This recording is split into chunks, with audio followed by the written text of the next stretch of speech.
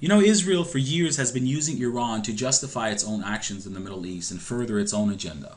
It has been using Iran to justify its possession of 300 plus nuclear weapons without signing the NPT. It has been using Iran to justify and garner U.S. support and vetoing every single bill or every single United Nations resolutions asking Israel to open its nuclear facilities up for inspection.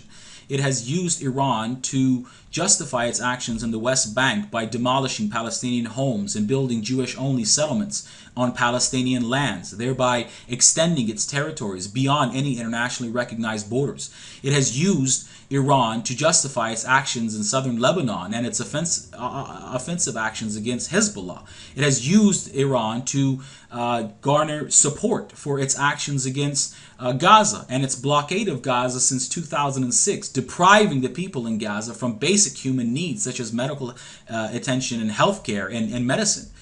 But the thing is, either Iran poses an existential threat or it doesn't. This idea cannot change over time. And in my opinion, it doesn't. Now, Iran does pose a threat to Israel, and that is a political one, because Iran currently possesses the nuclear know-how, and should it decide to in the future build a nuclear weapon, it can easily be used as a deterrence against any future military strikes against Iran. And this, in turn, turns the tables in favor of Iran and switches the power struggle in the Middle East in favor of Iran.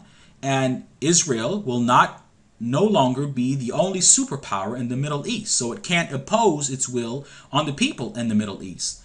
And this is a threat to Israel, not an existential one. And to call it that is simply an exaggeration of reality. But here's the situation. Like I said, either a country poses an existential threat to you or it doesn't. You can't change your mind over time.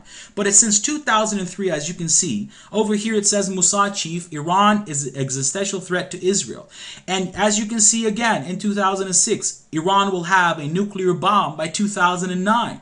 And this keeps going on and on and on. But the thing is, Israel contradicts itself at times, calling right now, right here, Barak tells Haaretz, no existential threat to Israel. This was in 2009.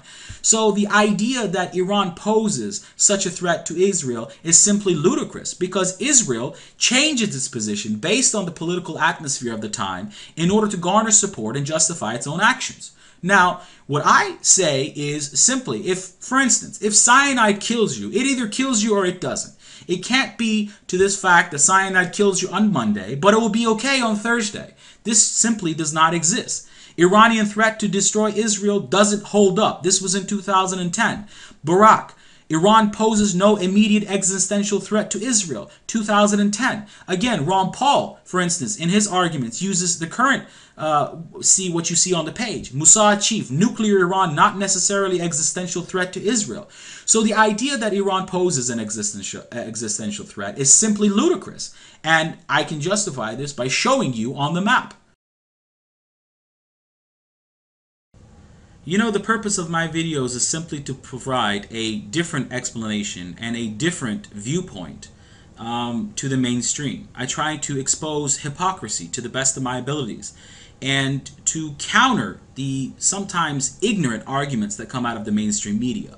Now, going back to this whole subject of Iran being an existential threat to Israel, let's just take a look at this situation for a second. What is Israel's argument? How are they trying to win this PR game in the United States? Well, they say that Iran, which is